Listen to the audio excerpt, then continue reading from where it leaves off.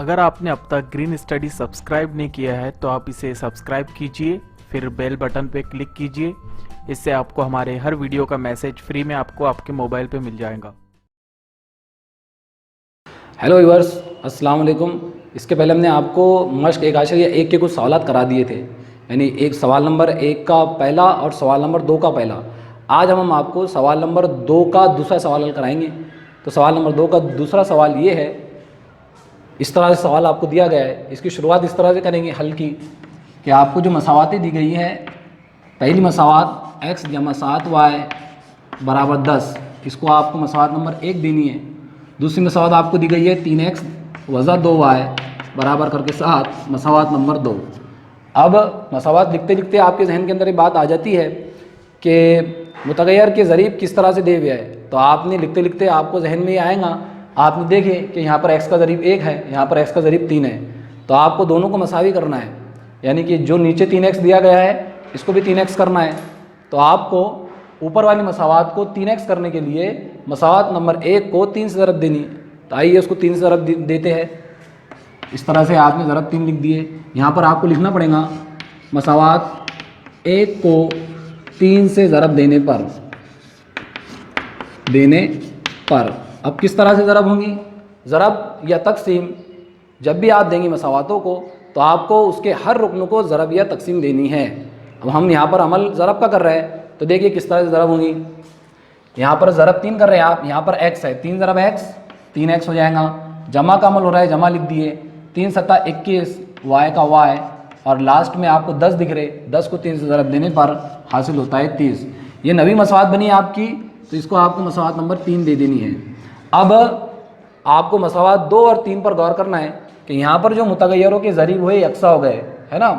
तो मुतग़य्यरों के ज़रीब यकसा हो गए तो हमारा आधा हल तो हो चुका है ना, आधा मसला हमारा यहाँ हल हो जाता है। जैसे ही ज़रीब यकसा हो गए हमारा मसला हल हो गया, हमारा सवाल पूरा हल हो गया।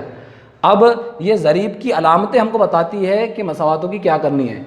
अगर यकसा अलामतें रही तो तफरीक का अमल होता है, मुख्तलिफ अलामतें रही तो तफरीक का अमल होता है।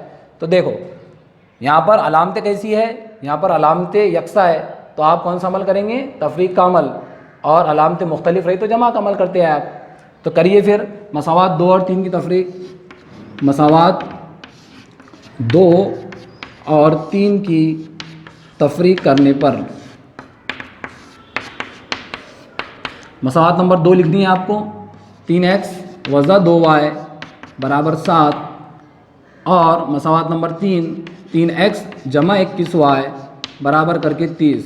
ये आपकी मसावात नंबर 2 थी और ये आपकी मसावात नंबर 3 थी।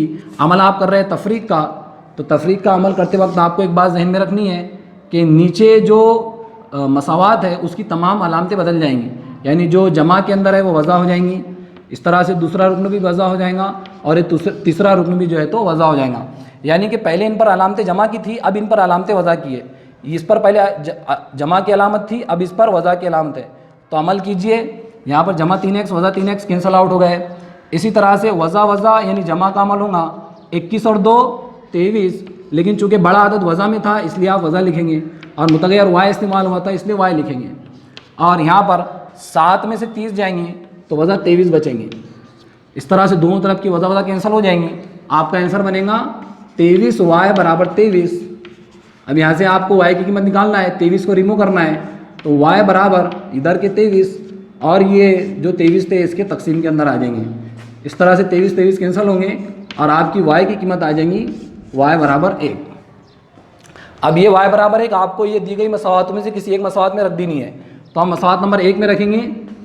मसावात 1 में y बराबर 1 रखने पर मसावात नंबर 1 लिखेंगे आप, x जमा 7y बराबर 10। यहाँ पर आपको जहाँ y दिख रहा है वहाँ पर 1 रखना है, तो यहाँ पर y दिख रहा है हमको x जमा 7 ज़रब 1 बराबर करके 10, यानी कि x जमा 7 ज़रब 1 7 1 7 बराबर करके 10।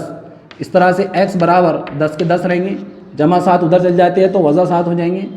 x बराबर 10 में से 7 गए यानी कि 3, x बराबर आ गया आपका 3। अब आपको आखिर में क्या लिखना है?